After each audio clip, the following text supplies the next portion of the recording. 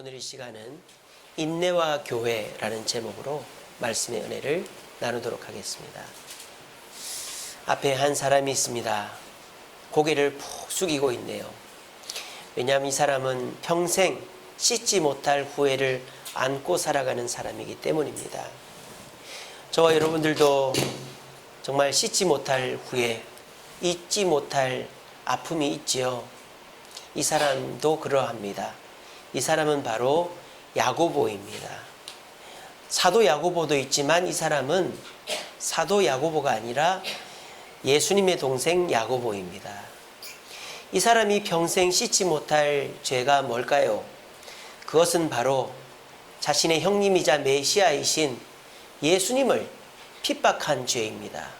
요한복음에 보면 예수님의 동생들이 예수님에게 이렇게 얘기합니다. 형님 메시아라면서요. 오늘 명절인데 저 예루살렘에 가서 형님 메시아인 거를 얘기해야 되는 거 아니에요? 형님 왜 이러고 있어요? 빨리 가세요.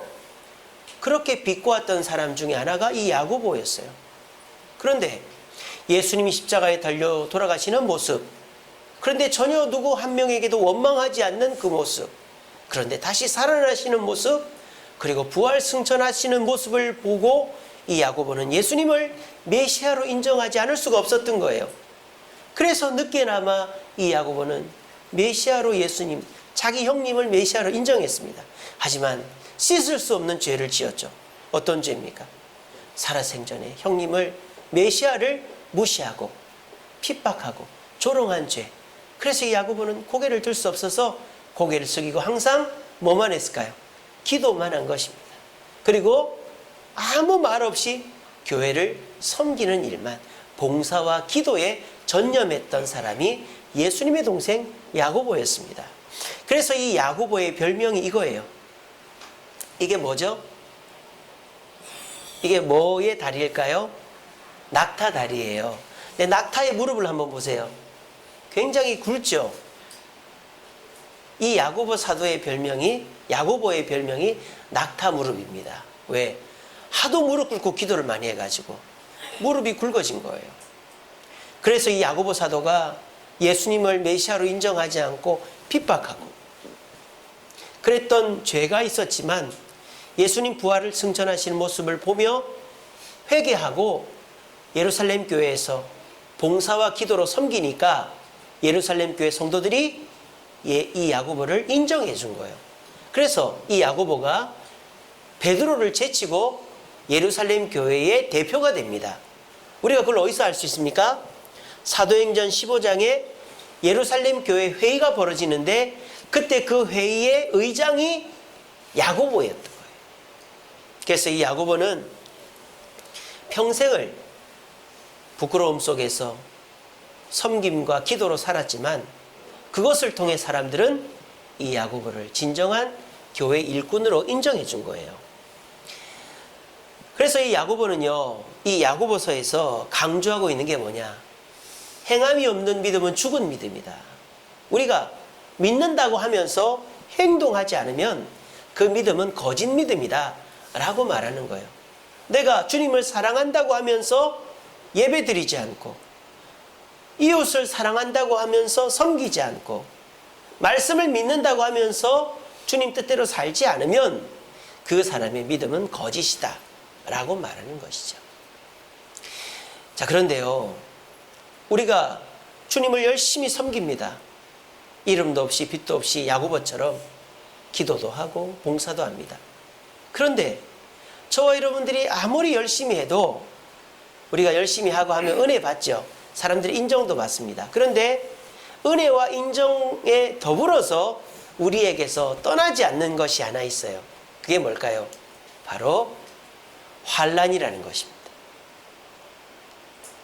교회에서 열심히 봉사하고 기도하고 전도한다고 환난이 없어진다고 말하지는 않죠. 그렇지 않습니까? 저와 여러분들이 아무리 기도를 열심히 해도 환난이 아예 100% 없어지지는 않아요. 그러니까 우리 그리스도인들은 환난을 달고 살 수밖에 없는 거예요. 오늘 이 야고보 사도가 믿음을 가지고 행동하지만 우리는 환난에서 100% 자유할 수는 없다라고 말을 하고 있어요. 그러면서 오늘 이 본문에서는 야고보가 특별히 부자들을 통해서 우리가 당하는 환난 세 가지를 얘기합니다. 첫 번째는 어떤 환난인가? 불공정의 환난입니다. 오늘 4절에 보시면 이런 말씀이 있죠. 보라, 너희 밭에서 추수한 품꾼에게 주지 아니한 싹시 소리를 지른다. 이게 무슨 말이에요?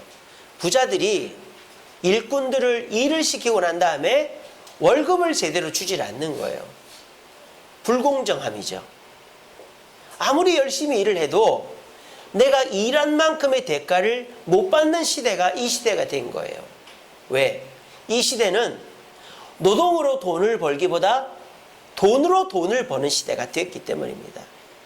이 시대는 실물 경제보다 이제는 금융 경제가 더 돈을 많이 벌게 하는 시대예요. 돈 있는 사람이 돈을 법니다. 그러다 보니까 우리는 이 불공정함 속에서 환난을 당하는 것이죠. 두 번째, 성도들이 당하는 환난이 뭡니까? 상대적 박탈감의 환난입니다. 5절에 보시면 그렇게 되어 있습니다. 너희가 땅에서, 여기서 너희는 부자들을 말하는 거예요. 부자들이 땅에서 사치하고 방종하여, 그러니까 부자들은 어떻게 산다? 불공정하게, 공정하게 줘야 될 월급, 급여를 주지 않고 자기들이 축적한 그 부를 가지고 사치하고 방종한다라는 거예요. 그거를 보는 저와 여러분들은 어떤 마음이 들겠습니까? 난 이렇게 정직하고 성실하게 사는데도 이만큼밖에 못 사는데 저 사람들은 저렇게 부정직하게 부정축제를 하면서도 저렇게 사치하고 방종을 하네. 얼마나 상대적 박탈감이 들겠어요. 그뿐만 아닙니다. 어떤 마음이 든다고요? 그 뒤에 보면 살육의 날에, 여기서 살육의 날이 뭡니까? 심판의 날이죠. 주님의 심판의 날이 이르렀음에도 불구하고 너희 부자들의 마음을 살찌게 하였도다. 마음이 살쪘다. 이게 무슨 말일까요? 교만하다라는 반어적인 표현입니다.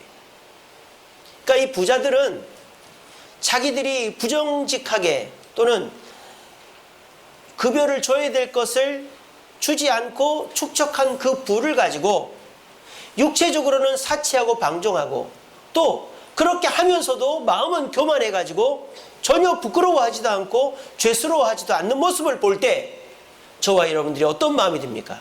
나는 도대체 뭔가? 나는 땀 흘려 일하고 나는 정직하고 성실하게 사는데 땀 흘리지 않고 저렇게 사치하고 방종하고 교만한 저 사람들은 저렇게 잘 사니 내가 지금 잘못 살고 있는 거 아닌가? 이런 상대적 박탈감이 우리 믿는 자들에게 환난으로 다가온다는 것입니다. 근데 이렇게 마음적이고 간접적인 환난만 있으면 참을만 해요. 이 부자들이 우리에게 어떤 환난을 줍니까? 화면을 눌러주세요. 네, 됐습니다. 갑질의 환난을 주는 거예요. 갑질의 환난. 6절 보세요. 너희는 의인을 정죄하고, 여기서 너희는 부자들이죠. 너희는 의인을 정죄하고 죽였으나 그는 너희에게 대항하지 아니하였다. 이 부자들이요, 자기들이 돈 많이 벌어가지고 마음대로 쓰고 그래도 벌 안 받고 이러니까는 이제 의인들, 착하게 사는 사람들을 우습게 보는 거예요. 그래서 자기 직원들한테 막 폭언하고 폭력하고 그리고 막 이렇게 식당이나 주유소나 서비스업 하는 사람들한테 막 함부로 대하고 갑질을 하는 거예요. 근데 그런 갑질을 당하는 의인들, 불쌍한 사람들은 당할 수밖에 없는 거예요. 왜? 우리는 돈이 없으니까. 그럴 때 우리는 너무너무 힘들고 답답한 것이죠. 오늘 이 자리에 계신 분들도 한 주간 살아오시면서 이런 환난들 당하시지 않았습니까? 내가 열심히 일을 했는데 나는 돈을 얼마 벌지 못하고 뭐 특별히 일 안 하지만은 부모가 물려준 재산 가지고 또는 부정직한 방법으로 돈을 버는 사람들을 볼 때 마음이 너무 힘들죠. 또 그렇게 잘못된 방법으로 돈 벌어가지고 호의호식하고 자기 잘난 맛에 사는 사람들을 볼 때 상대적 박탈감을 느끼죠. 그리고 그런 사람들이 우리한테 갑질할 때 있는 자랑하고 우리를 막 모욕을 주고 괴롭히고 그렇게 할 때 저와 여러분들의 마음은 너무너무 힘들어요. 그래서 우리는 내가 믿는 신앙이 진짜 맞나? 하나님 살아계시나? 그렇다면은 이 의인이 이렇게 고난을 당하는 것이 옳은가? 우리는 그런 생각까지 들 때가 있는 것입니다. 그래서 저와 여러분들처럼 정직하고 성실하게 살아가는 성도들이 허탈감 속에 신앙생활 자체도 포기하고 싶고, 그냥 나도 저 사람들처럼 신앙생활은 대충 하고 열심히 돈 벌어서 나도 떵떵거리며 좀 살아보고 싶다라는 마음을 가지기 쉽다라는 것입니다. 그렇다면 우리가 이런 부자들로 인하여 당하는 환난을 어떻게 극복할 수 있을까요?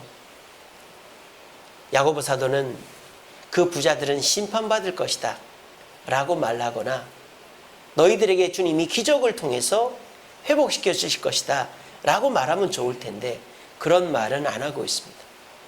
심판이나 기적을 통해서 이 환난을 극복하라는 게 아니라 뭐를 통해서?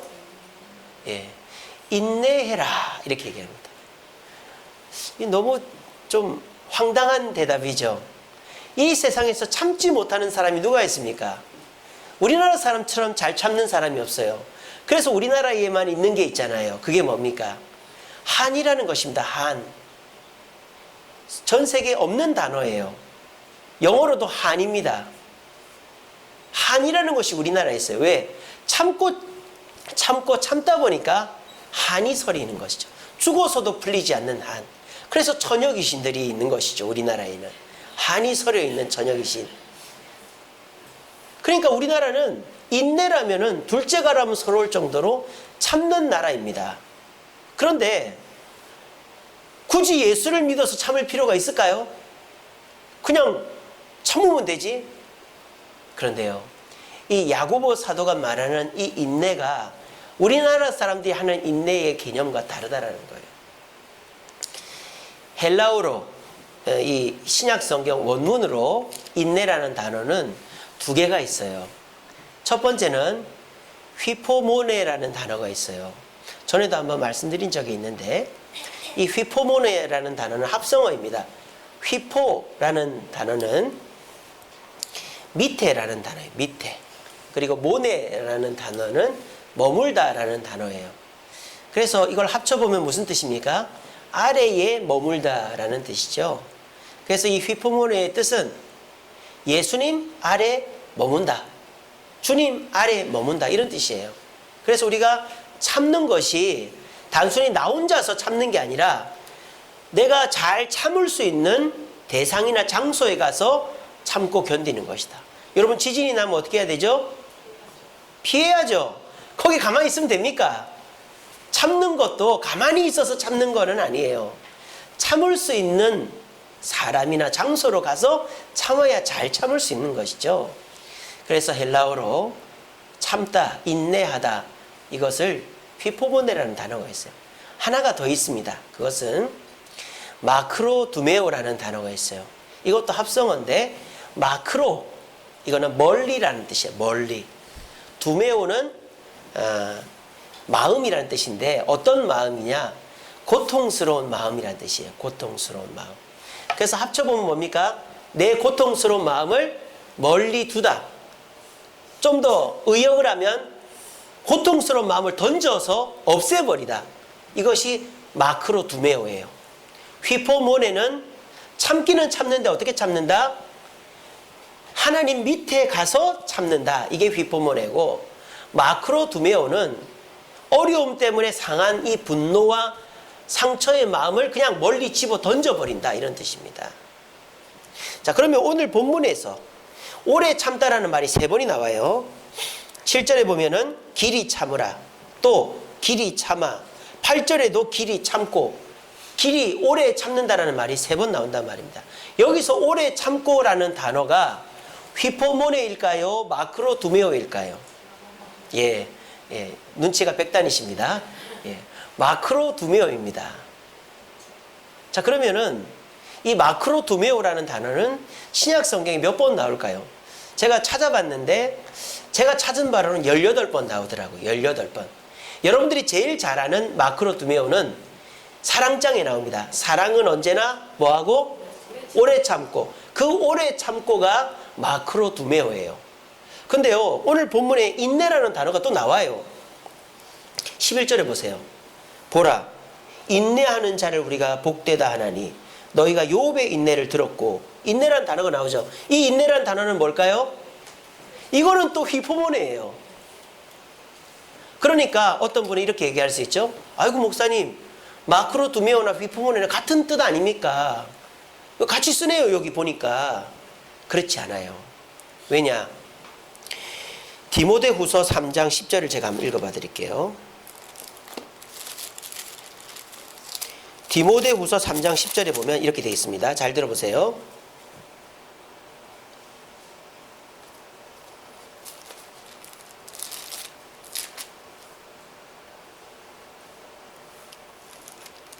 디모데후서 3장 10절이 아닌가 봅니다. 제가 잘못 적어놨는데 어쨌든 이렇게 됩니다. 오래 참음과 사랑과 인내, 이런 단어가 나와요. 그러니까 오래 참음과 인내라는 단어가 같이 쓰인단 말이에요. 그러면 이게 같은 단어를 반복해 놓을 이유는 없잖아요. 그러니까 오래 참음이라는 마크로 두메오하고 인내라는 휘푸모노라는 단어는 뜻이 다른 거예요.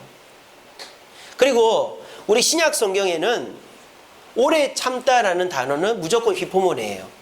여러분들이 그렇게 보시면 됩니다. 그래서 오늘 본문에서는 우리가 인내를 어떻게 해야 된다? 마크로 두메오 해야 된다라는 거예요. 다시 말하면 내가 불공정으로부터 환난을 당하고 박탈감으로 환난을 당하고 갑질의 환난을 당했다 칩시다. 그러면 그 환난의 마음을 품고 있지 말고 어떻게 해라? 집어 던지란 말이에요. 그럼 이걸 어떻게 우리가 할 수 있을까요? 그러면은 이 휘포모네는 잘못된 인내고 마크로 두메오는 바른 인내라는 말입니까? 그렇지는 않습니다. 인내하는 방법이 다를 뿐이에요. 휘포모네라는 인내, 밑에 머물다라는 인내는 어떤 상황에서 하는 인내냐? 일시적이거나 단기적인 환난에 대해서는 휘포모네 하라는 뜻입니다. 예를 들자면 시험을 준비하고 있다. 여러분들이 뭐 10월 며칠 날 수능이 11월 며칠 날 시험 있잖아요. 시험을 준비한다. 또는 수술을 앞두고 있다. 또는 취업을 앞두고 있다. 이런 식으로 단기적이고 일시적인 환난에 대해서는 주님 밑에서 피하면 그거 지나간다 이 말이에요. 마치 우리가 소나기 피해가듯이 단기적이고 일시적인 거, 그러니까 계속 지속적인 환난이 아니고 우리에게 단기적으로 일어났다가 없어질 거는 주님 밑에 머물러 있으면 그걸 이길 수 있다. 이게 휘포모네고요. 마크로 두메오는 뭐냐? 우리에게서 떨어지지 않는 장기적이고 상습적인 환난을 말하는 거예요. 예를 들어 볼까요? 여러분들의 습관, 여러분들이 3살 버릇은 8까지 간다 그러잖아요. 여러분 어렸을 때 가진 습관이 있다 칩시다. 근데 그거를 아무리 벗어버리려고 해도 안 벗어지죠. 그런 습관이 하나 있을 수 있고, 두 번째 가족관계. 가족관계 여러분들이 어려움이 있을 수 있어요. 남편과 아내, 부모 자식 간의 관계, 형제간의 관계. 근데 이거는 뭐 쉽게 해결될 문제도 아니지만 해결될 듯 하다가 또 문제가 생기고 또 문제가 생기고 이러는 거예요. 이런 경우. 또 우리가 사회적으로 당하는 문제들, 뭐 부자들이나 권력자들이 행하는 잘못된 문제들, 이게 쉽게 해결이 안 된단 말이에요. 이런 일들 때문에 우리는 어떻습니까? 마음에 상처가 생기는 거예요. 내가 내 개인의 습관을 고치려고 하지만 또 마귀한테 넘어질 때 우리는 실망하고 좌절합니다. 또 내 남편, 내 아내, 내 자식들이 좀 정신 차리는 것 같다가 또 싸우고 다퉈서 마음에 상처가 있습니다. 또 우리나라가 좋아질 듯 하다가 뭐 권력자들, 부자들이 또 잘한 듯 하다가 또 문제가 일어나면 또 상처를 받아요. 이렇게 상습적으로 우리에게 일어나는 상처들에 대해서 우리가 어떻게 인내해야 되느냐? 그 상처를 어떻게 해라? 그냥 집어 던져버리라는 거예요. 품지 말라는 거예요. 그럴 때에는 마크로 두메오의 인내를 하라는 뜻입니다. 자, 그럼 여기에서 우리가 상습적이고 지속적인 그 환난에 대한 인내, 그 아픈 마음을 집어 던지는 것을 우리가 어떻게 하면 할 수 있느냐? 오래 참음이라는 단어가 한 번 더 나오는 것이 있습니다. 그게 뭐냐? 여러분들이 잘 아시는 갈라디아서 5장 22절에 성령의 9가지 열매 있죠. 그 성령의 9가지 열매 중에 뭐가 있습니까? 오래 참음과 자비와 양성과 온유와 절제니 이렇게 돼 있잖아요. 마크로 두면 내가 상처받은 마음을 집어 던져버려야 되는데 내 스스로는 안 된다는 거예요. 내 상처받은 마음을 집어 던지기 위해서는 누구의 도움이 필요하다? 성령님의 도움이 필요하다는 것입니다. 그러므로 저와 여러분들이 이 세상의 권력자들, 부자들 또는 가족들 간에서 또 내 자신에게 당하는 상습적이고 장기적인 환난을 통해서 가지게 되는 분노와 억울함과 답답함의 마음은 품고 있으면 있을수록 한이 된다 이 말이에요. 피한다고 되는 문제가 아니라는 거예요. 내가 잘못된 습관이 있다고 어디 여행을 가버리고 다른 데 가고 내 가족들이 지속적으로 서로 싸우고 한다고 가족을 떠나버리고 이 나라가 뭐 문제가 있다고 이민 가버리고 이런다고 될 문제가 아니라는 거예요. 그 문제는 우리에게서 없어지지가 않아요.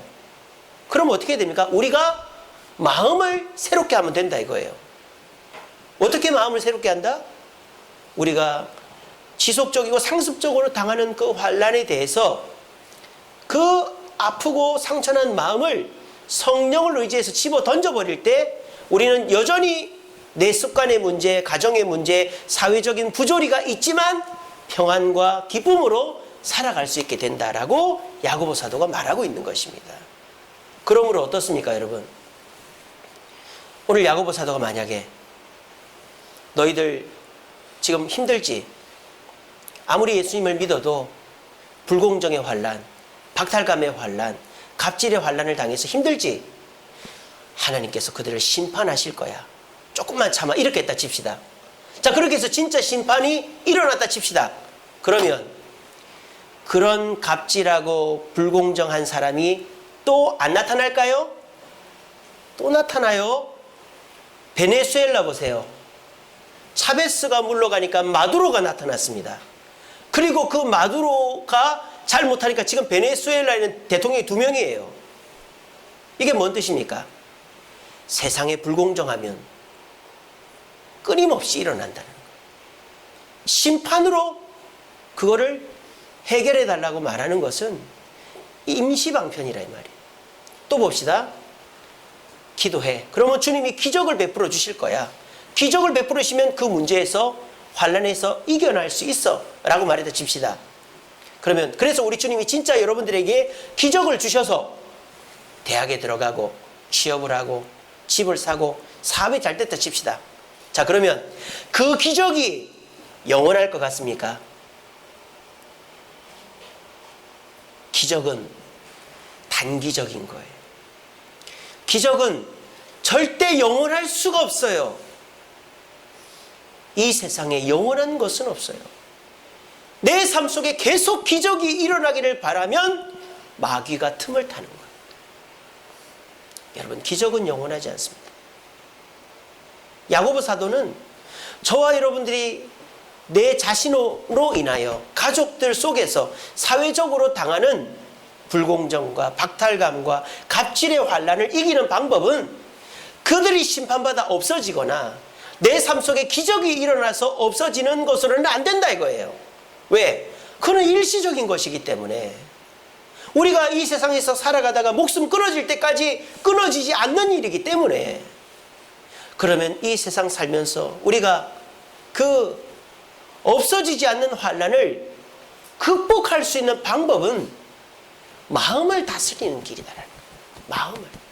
옆에서 누가 무슨 짓을 해도 내가 마음으로 상처받지 않고 옆에서 그 사람이 나한테 무슨 욕을 해도 내가 마음을 잘 지키면 어떻게 돼요? 괜찮은 거예요. 악인이 여전히 있습니다. 그래도 하나님께서 저들을 벌하실 거야. 하나님이 나와 함께 하신다. 그런 마음 가지면 되는 거 아니에요? 내가 또 잘못된 습관을 통해서 또 죄를 지었어요. 그럴 때 내가 또 이런 죄를 지었네. 나는 죽어야 돼. 그게 아니라 내 속에 계신 예수님께서 나와 함께 하심으로 나는 언젠가 이걸 극복할 거야. 이런 마음을 가지면 되는 겁니다. 남편이 아내가 자녀가 속을 썩입니다. 그럴 때 없었으면 좋겠다. 그게 아니라 우리 주님께서 내 남편을, 내 아내를, 내 자녀를 언젠가는 변화시켜 주실 거야. 이런 마음을 가지면 어떻게 됩니까? 내 마음은 편안해지고 진짜 그 마음대로, 마음먹은 대로, 기도한 대로 그런 변화들이 일어나게 되는 거예요. 야고보 사도는 지금 우리에게 그것을 말하고 있는 것입니다. 어떻습니까? 여러분들은 지금 여러분들의 삶 속에서 일어나는, 끊임없이 일어나는, 끝날 듯 하면서도 안 끝나고 계속 나를 괴롭히는 그 문제들 속에서 기적을 바라거나 심판을 바라고만 있지 않습니까?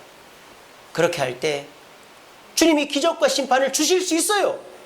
하지만 영원하지는 않기 때문에 우리 주님은 여러분들이 그런 환난 속에서 견딜 수 있는 힘과 열정을 길러주시려고 여러분들에게 인내하라고 말씀하고 있는 것입니다.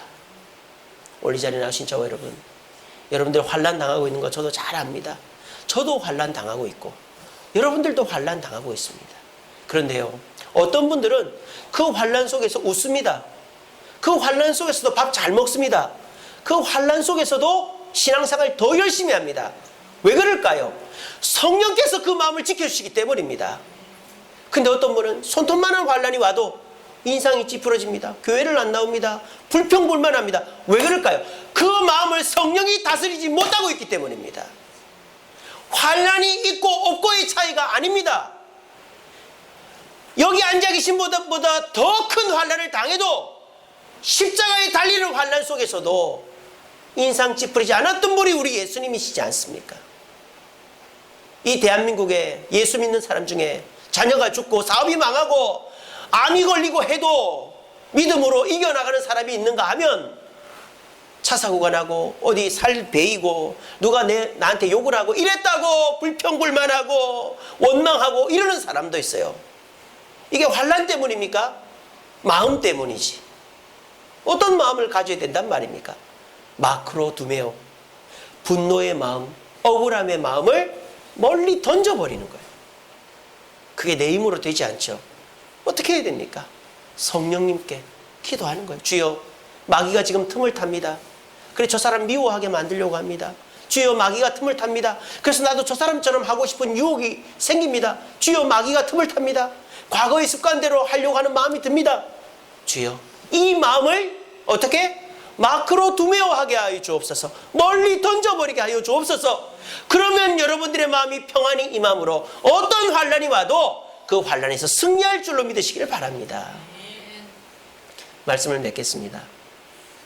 그런데 우리가 환난을 당해서 마음속에 분노가 쌓이고 억울함이 쌓여서 그 마음을 벗어버려야 되겠다는 거 잘 알잖아요.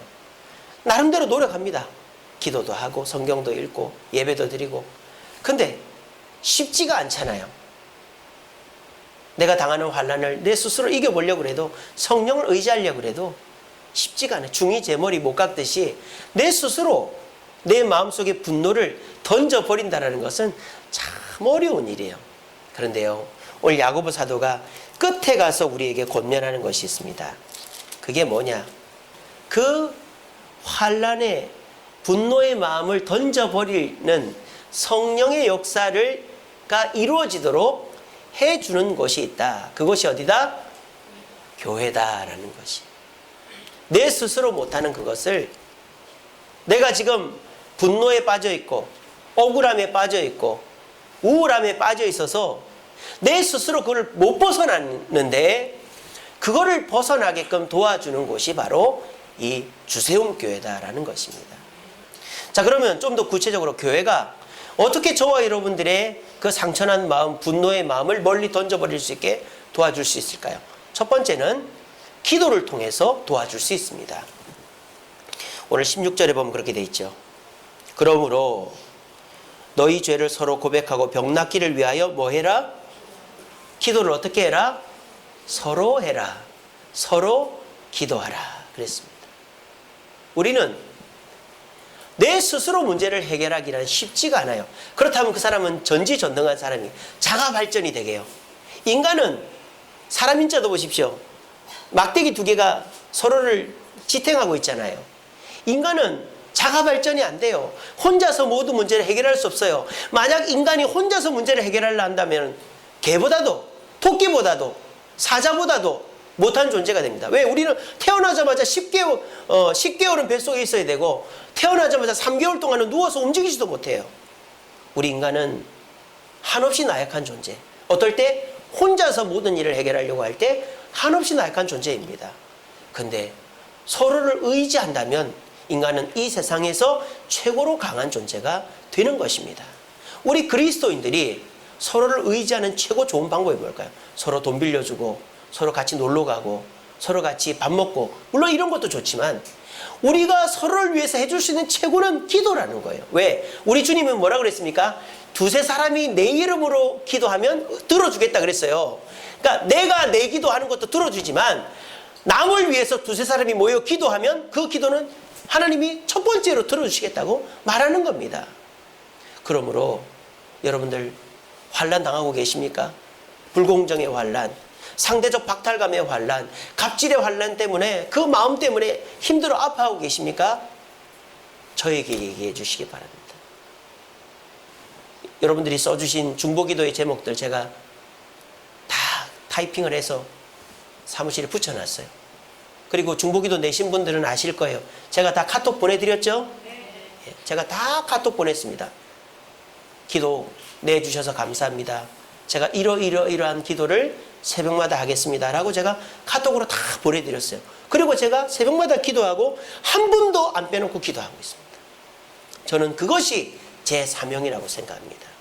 여러분, 어려운 일이 있으면 혼자 고민하지 마시고, 뭐 부족하지만, 저도 부족하지만 목사에게 기도 부탁을 하시기 바랍니다. 그리고 우리 교회 작년 9월부터 여러분들을 위한 부서가 신설이 됐어요. 바로 중보기도단입니다. 우리 중보기도단 10시면 모여서 기도합니다. 11시 예배인데 10시까지 와가지고 뜨겁게 기도하고 있습니다. 나를 위해서 하는 기도가 아니라 교회를 위해서, 또 저를 위해서 우리 성도님들의 기도의 제목을 두고 기도합니다. 이 기도가 여러분들의 억울하고 답답하고 풀리지 않는 그 문제를 해결하게 하는 최고의 방법인 줄로 저는 믿습니다. 우리 모두 서로를 위해서 기도하는 주세움교회를 만들기 위해서 우리 중보기도단이 여러분들을 위해서 기도하고자 모였지만 기도 제목을 안 주면 기도할 수가 없어요. 저쪽에 중보기도 신청함이 있습니다. 거기다가 필경대에 보면 중보기도 신청서가 있습니다. 쓰셔서 저기다 넣어주시면 우리가 기도하겠습니다. 기도함으로 저와 여러분들의 마음의 억울함, 삶의 문제가 바깥으로 던져져 성령의 인도함으로 던져짐으로 말미암아 해결되는 축복이 저와 여러분에게 있기를 간절히 바랍니다. 두 번째로 교회가 여러분들의 문제를 해결해주는 도움의 방법은 위로입니다. 14절에 보시면 너희 중에 병든 자가 있느냐 그는 교회의 장로를 청할 것이요 그랬습니다. 여러분들이 어려움을 당할 때 신방을 요청하죠. 신방 가면 우리는 여러분들의 문제를 듣고 예배하고 기도해 드립니다. 그것만 하는 것이 아닙니다. 어떻게 또 합니까? 대화를 합니다. 근데 우리가 어떤 말을 해야 될까요? 신방 가서 16절에 보시면 너희 죄를 서로 고백하라 그랬어요. 이게 무슨 말입니까? 나도 당신처럼 이런 아픔이 있었습니다라고 간증하는 것이죠. 그래서 교회는 아픔을 당한 성도, 어려움 속에 있는 성도에게 신방 가서 나도 그런 일이 있었다라고 간증하면서 서로를 위로하는 것이 교회다라는 것입니다. 그러므로 혹시라도 어려움을 당하고 그 환난의 마음 때문에 어쩔 줄 모르고 있는 분이 계시다면 신방을 요청하시기 바랍니다. 목사의 신방을 받기가 그렇다면 우리 권사님들도 있고 장로님들도 있고 집사님들도 있으니까 누구한테든 좋습니다. 구역장한테든 전화를 해도 좋고 문자를 보내도 좋고 어떤 방법을 통해서든 내 삶을 얘기하고 또 문자를 받거나 전화를 받거나 신방을 간 분도 책망하기보다 나도 그런 일이 있었다라고 간증을 통해서 위로하면 우리는 마음속에 그 억울함이 멀리 던져져 버리게 되는 거예요. 이걸 하는 데가 교회입니다. 그러므로 이 교회가 저와 여러분들의 환난을 멀리 던져버려 줄 수 있도록 우리를 신방으로 초대해 주시고 또 우리는 여러분들에게 신앙의 권면을 함으로 우리 교회 속에 성령의 역사가 일어나 우리의 아픈 마음들이 치료되는 역사가 있기를 간절히 바랍니다. 마지막 세 번째로 교회가 해야 되는 일이 뭘까요? 권면입니다. 권면. 자, 이 권면 참 어렵습니다. 권면은 야단치는 거죠. 요즘 누가 야단 듣고 싶어 합니까? 초등학생들도 야단치면은 화냅니다. 요즘 아이들한테 야단치면 안 돼요. 그런데 어른들한테 야단을 친다? 야, 이거는 진짜 다시는 안 보자는 얘기죠. 근데요, 교회는 야단을 쳐야 됩니다. 왜 그럴까요? 20절 보세요.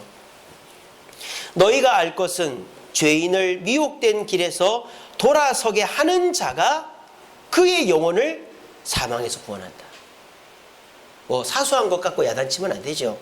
뭐 습관적인 거 또는 진리에 어긋나지 않는 거는 우리가 이해하고 덮어주고 용서해야죠. 근데 진리에 어긋나는 거, 십계명을 어긴다든지 의도적으로 주님의 뜻이나 사람들과의 관계를 흐트러뜨린다든지 이런 일이 있으면 권면을 해야 됩니다. 왜?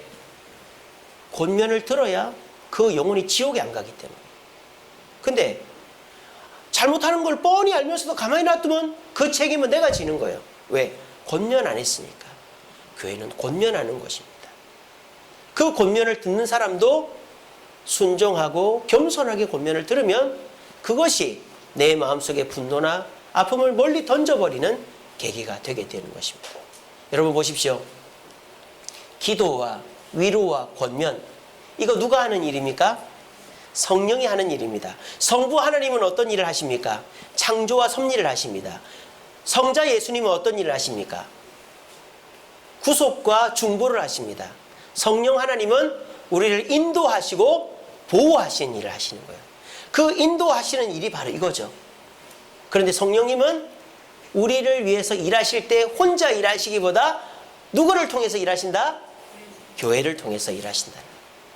그러므로 저와 여러분들이 성령의 도움을 받아 우리 속에 있는 아픔과 상처들을 멀리 던져버리려면 교회를 통해서 기도를, 위로를, 권면을 받아야 그런 일들이 일어날 수 있다라는 것입니다. 오늘은 저와 여러분들이 당하는 환난을 어떻게 극복할 수 있는가에 대한 말씀을 같이 나눠보았습니다. 참 환난 안 당하면 좋죠. 저도 여러분들이 아무 문제 없이 살기를 바랍니다. 그렇게 기도하고 있습니다. 그런데 저부터도 환난이 끊이지를 않는 걸 어떻게 합니까? 그러니까 우리가 솔직하게 해야죠. 환난이 없어질 겁니다. 환난이 없을 겁니다. 이런 말은 거짓말이잖아요. 환난은 우리에게서 떨어질 수가 없고 없어질 수가 없습니다. 그럼 어떻게 해야 됩니까? 그 환난을 지혜롭게 이길 수 있는 방법을 알아야 되는 거예요. 쉽게 없어질 환난, 뭐 기간이 정해져 있는 환난은 휘포문에 하면 됩니다. 하지만 상습적이고 장기적인 환난은 휘포문에는 안 되는 거예요. 그 마음을 던져버려야 되는 거예요. 마크로 두메오해야 되는 거예요. 그것은 성령의 역사로만 가능합니다. 근데 그 성령의 역사는 교회와 함께 이루어집니다. 우리 모두 교회 나와서 기도를 부탁하고 신방을 통해 위로를 받고 또 권면을 받음으로 말미암아 저와 여러분들이 사회적으로 당하는 그 환난의 마음을 던져버림으로 어떤 환난이 여전히 존재하더라도 평안과 기쁨으로 신앙생활 하다가 주님 품에 안길 수 있는 저와 여러분 되기를